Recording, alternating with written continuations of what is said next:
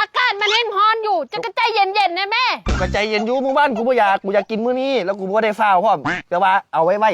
เด็ก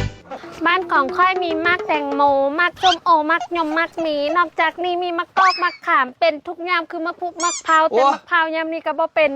เพลงอย่างของมึงเจ้าบ่เคยยินวะบ่เคยได้ยินหรอกเอาอยู่พี่บ่มีวะมีหรอกบ้านของค่อยมีมักแตงโมหั่นดิอ๋อคุณหูอยู่เจ้าห้องบ่ได้มันบอกห้องบ่ได้หรอกครับมึงเฮ้ยว่างบ่นี่เพลงสมัยเจ้ามันเพลงใดเพลงหยังเพลงสมัยเจ้าตอนยังน้อยสมัยกูวะสมัยกูพูดแล้ว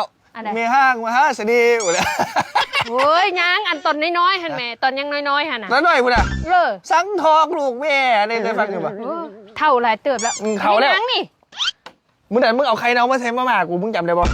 โอ้ยเฮาบูฮูเนาะมันไข่เน่าเนาะว่าจากมื้อนี้มึงต้องไปสดใส่หนีกูมื้อนี้นะใส่นี่อีหยังล่ะกูซื้อบะหมี่มาแล้วหลายยี่ห้ออยู่ไปต้มซุปกูกินนะถ้วยนึง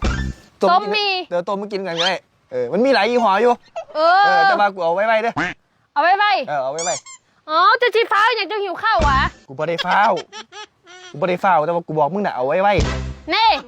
คันว่าเจ้าอยากกินไปได้จะคือบ่กินตั้งแต่มื้อวานพุ่นที่มาอยากกินนี่อย่างมื้อนี้เอาไว้น่ะอากาศมันเห็นร้อนอยู่จะกระใจเย็นๆนะแม่กระใจเย็นอยู่มึงบ้านกูบ่อยากกินมื้อนี้แล้วกูบ่ได้ฟ้าวพร้อมแต่ว่าเอาไว้เด็กมันร้อนตอนน้อยนึงจะกินบ่ได้ว่ามันร้อนจะสิมาเอาไว้อย่างอยู่นี่ก็มันร้อนกูก็บ่ได้ฟ้าวแล้วกูว่ามึงเอาไว้เด้ใส่คนอื่นแล้วยังมาซีนั่นซีนี่ถ้าบ่แม่นมื้อนั้นเฮาเฮ็ดมีเจ้าซื่อๆเด้อเฮาบ่ไปต้มให้เด้อ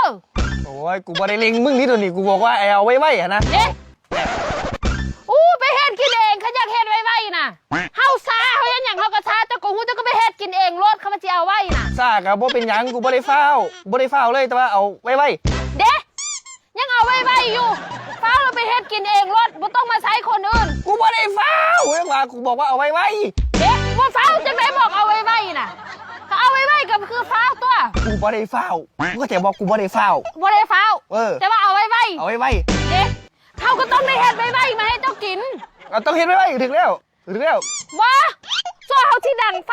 ว่าเขาที่จุดไฟติดเจ้าที่ต้มน้ำโอ๊ยมันก็ร่นนะเนาะโดนกระทาได้ว่าเป็นยังแต่ว่าเอาไว้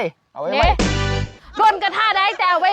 มันหมายความว่าจังไดก็หมายความว่ากูบ่ได้ฟ้าวแต่ว่ากูเอาไว้บ่ได้ฟ้าวแต่ให้เฮ็ดมาไว้บ่ได้เฮ็ดมาไว้เอาเฮ็ดไว้เฮ็ดปกติมึงล่ะบ่ต้องฟ้าวบ่ต้องฟ้าวแต่กูเอาไว้ไปเฮ็ดกินเองรถเอาไว้ล่ะบ่เอาเฮ็ดมื้อนี้น่ะกูบ่ได้ฟ้าวแต่ว่าเอาไว้ไปเฮ็ดกินเองรถบ่เฮ็ดโอ้ยบ่เป็นจังซั่นกูหมายความว่าบะหมี่กูซื้อมามันหลายยี่ห้อมึงเข้าใจป่ะมันมีมามีไว้มีหยังเนี่ยน่ะกูเอาไว้เอาบะหมี่ไว้เอามีไว้โอ้ยเว้าจังซี่ก็จบเอาไว้เว้าจังได๋ไผสิเข้าใจกูก็เว้าถูกแล้วตัวกูว่าผิดตรงไหนก็ไว้กูบ่ได้ฟ้าวดิแต่ว่าเอาไว้